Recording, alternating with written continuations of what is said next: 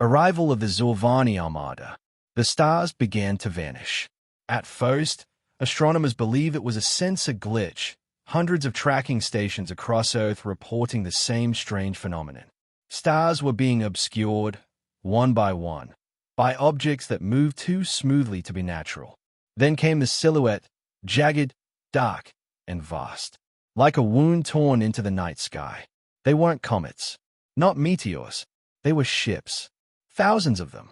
By the time they breached the upper orbits, Earth's telescopes had already mapped their formation.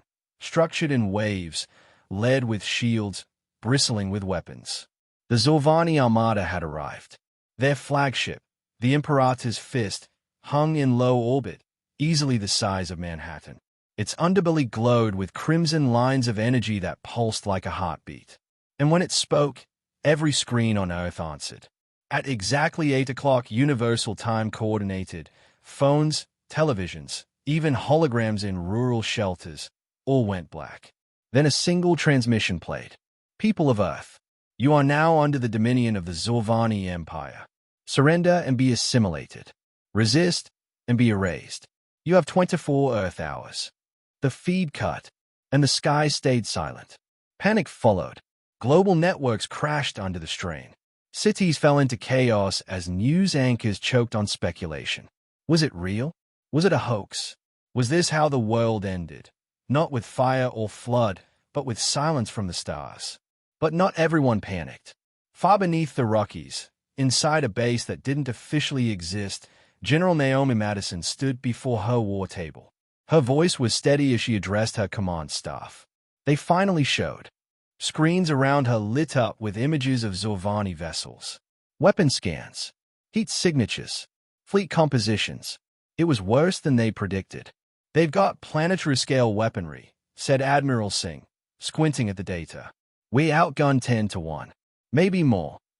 Outgunned, Madison replied, but not outprepared. For decades, the unified Earth defense had trained for this. The warning signs had come years ago. Encrypted pulses from deep space, scout drones recovered in the Andes, the silent vanishing of the Martian colony. Humanity had stopped hoping for peace. It had started preparing for war. From lunar bases to underwater bunkers, defense systems activated.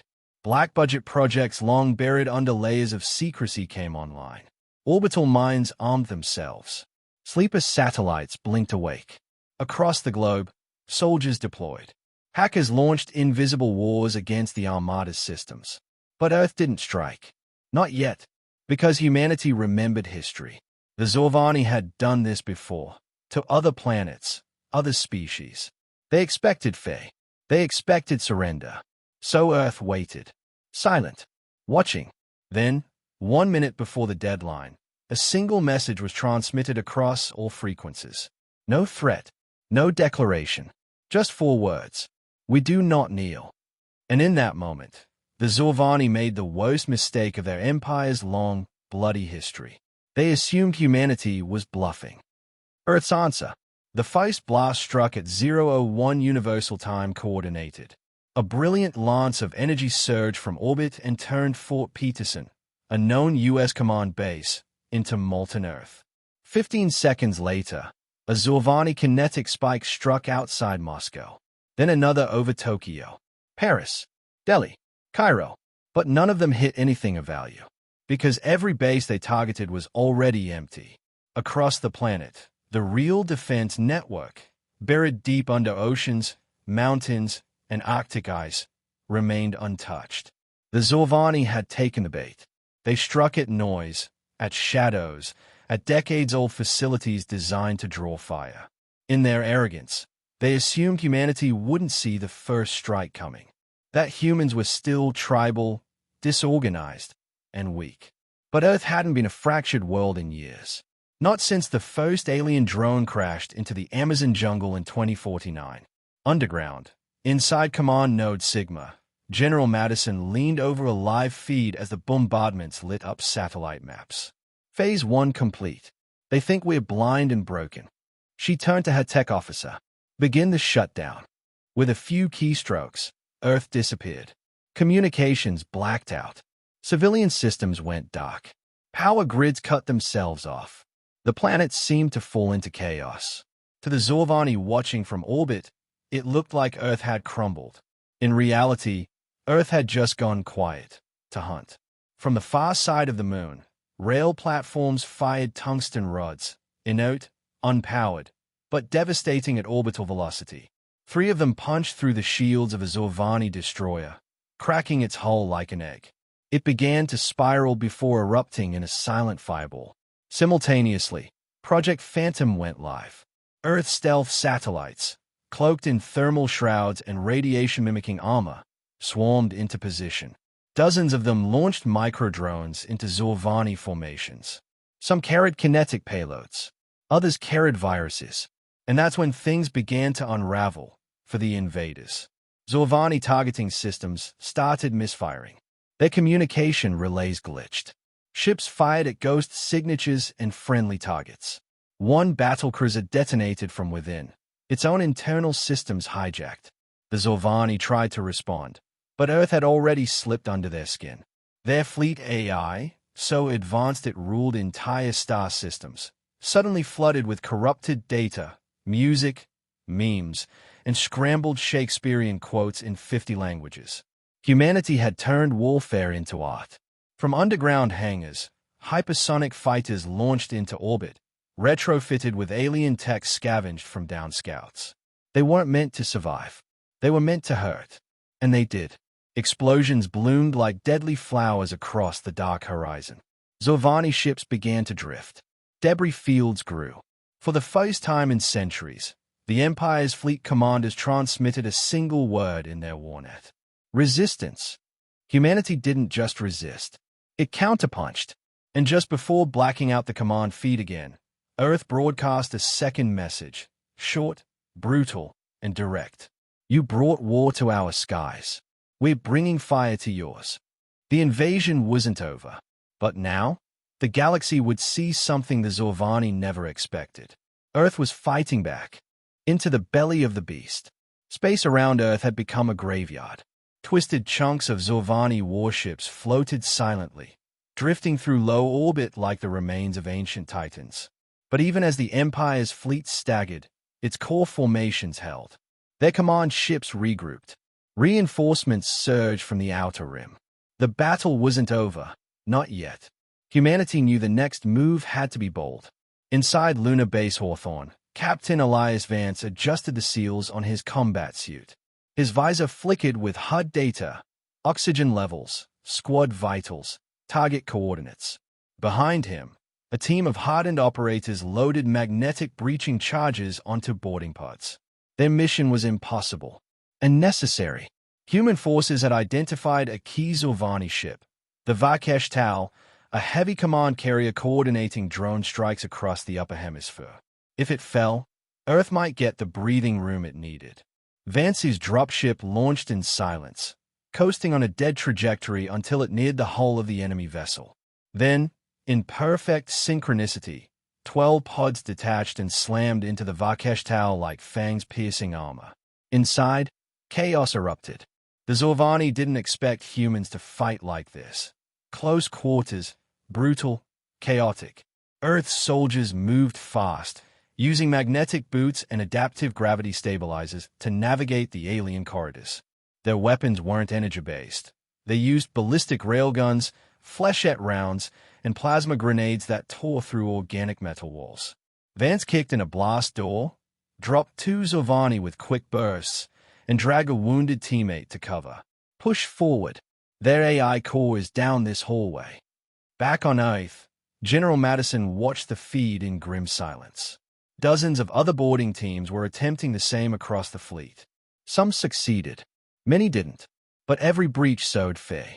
The Zorvani had never been boarded before. Not by primitives. Not by Deathwalders.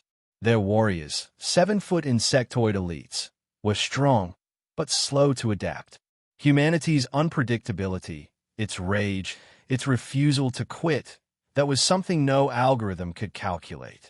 Within 12 minutes, Captain Vance's team reached the ship's AI core. Technician Zhong, breathing hard and bleeding from a shattered visor, plugged a quantum worm into the system. Data screamed across the interface. "Upload complete," she said, slumping. A moment later, the Vakeshtal's lights dimmed, then exploded in sparks. Life support failed. The ship began to list. "Extraction now." Vance barked. They barely made it out before the carrier tore itself apart from within. Its own systems turned against it. From orbit, Earth sensors recorded the kill.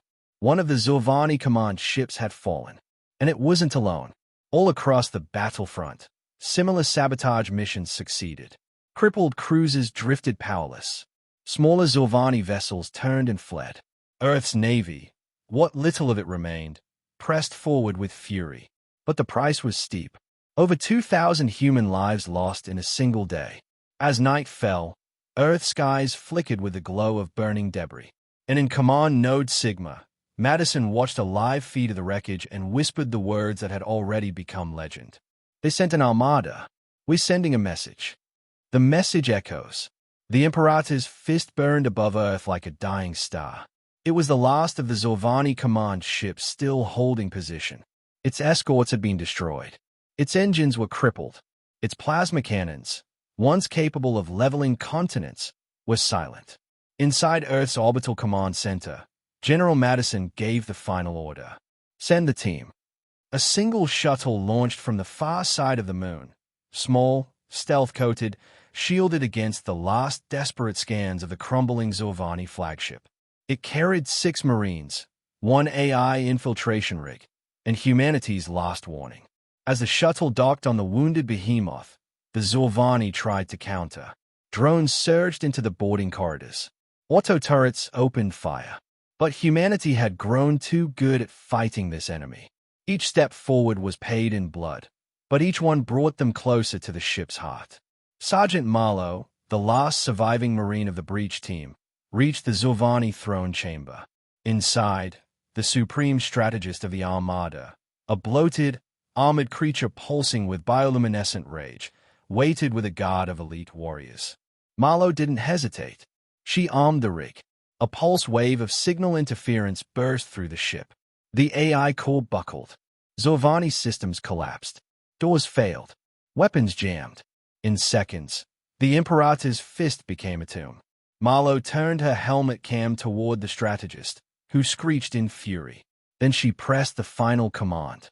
A low, seismic rumble echoed through the ship. The message had been delivered.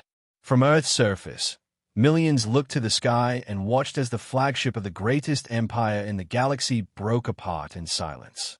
Its pieces scattered like ashes across the upper atmosphere. The battle was over. The war was not. But Earth had spoken, and it wasn't finished. Later that week, across dozens of alien worlds, some Zilvani-aligned, others neutral, transmissions crackled into existence. Unfamiliar languages translated into hundreds of tongues. The broadcast showed the wreckage of the fleet, the surrender of captured Zilvani officers, and footage of Earth troops dragging the Empire's banners through the dust. A voice followed. "Calm. Human." Recorded from Command Node Sigma. "To any Empire watching, we are not your prey. We are not your colony. We do not kneel. We do not beg.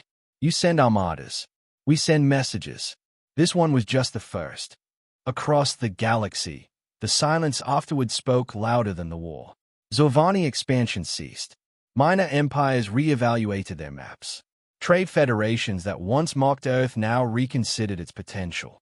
Because humanity, born from war, shaped by struggle, and baptized in fire, had made its debut on the galactic stage. And its message was clear. Come for Earth again, and we won't just survive. We'll burn your stars.